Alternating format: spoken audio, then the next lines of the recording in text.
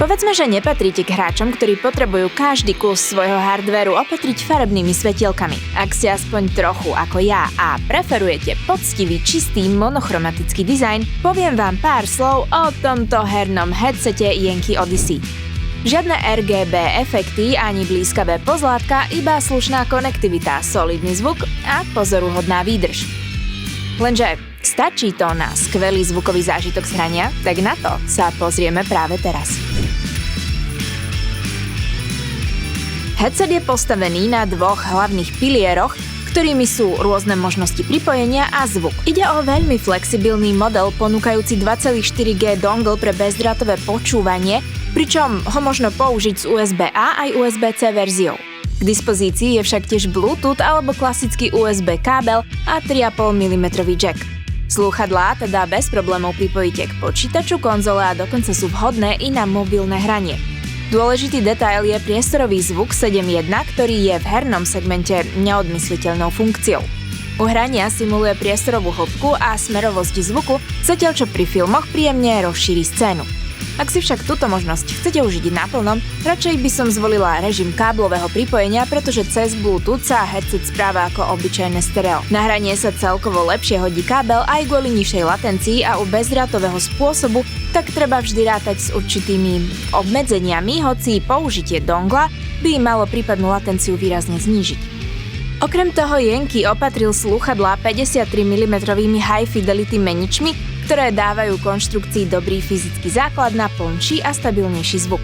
Ručne ladená krivka frekvenčnej odozvy sa potom stará o to, že zvuk je jasne čitateľný i pomerne konzistentný.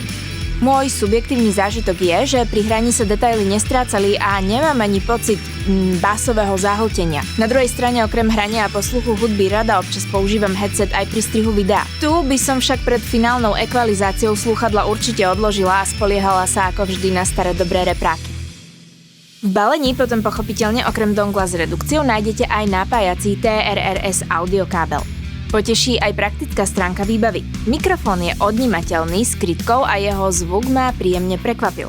Isté je trochu plochý, ako to u slúchadiel býva, no hlas je zreteľný, ostrý a vôbec neprahúčaný alebo zašumený. Podcasty s ním asi nahrávať nebudete, ale na kompetitívne hry, multiplayer s kamarátmi alebo telefonáty robí výbornú službu. Rovnakým plusom je servisnosť, pretože náušníky aj hlavový most sú odnímateľné, čo výrazne uľahčuje čistenie, údržbu a prípadnú výmenu. Musím však povedať, že samotný dizajn a ergonómia sa pre mňa stali trochu kameňom úrazu. Headset je ozaj vizuálne veľmi pekný a ak máte podobne ako ja radi skôr jednoduchosť i eleganciu, nebudete sklamaní.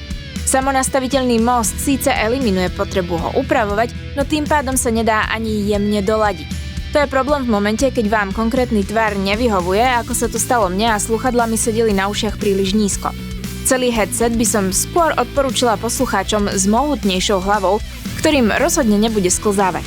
Pre používanie je tak dôležité, aby vám slúchadlá správne sadli a ich geometria bola pre vás vhodná. K tomu sa pridáva aj komfort náušníkov, ktorých koženkový povrch je na dotyk v poriadku, ale sama preferujem skôr látkový materiál. Ocenila by som i možnosť headset lepšie zložiť, čo by počiarkovalo použitie napríklad s telefónom počas prepravy. Priznám sa, že slúchadlá však používam hlavne doma a na cesty volím odľahčenejšie modely. Plastová konštrukcia pôsobí menej pružným dojmom a zdá sa, že prepracovanie je maličko kompromisom k inak kvalitným funkciám. Na zadnej strane sa ešte nachádza ovládanie zvuku, mikrofónu, tlačidlo podsvietenia a prepínanie režimov i priestorového zvuku. Výdrž batérie je však skvelá a hoci výrobca udáva zhruba 20 hodín, slúchadlá som nemusela nabíjať pri aktívnom počúvaní takmer 2 dní.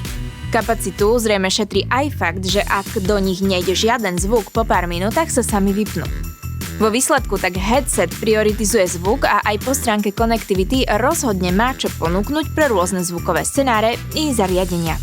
Odporúčala by som však pred kúpou slúchadlá, ak je to možné, najskôr vyskúšať na hlave.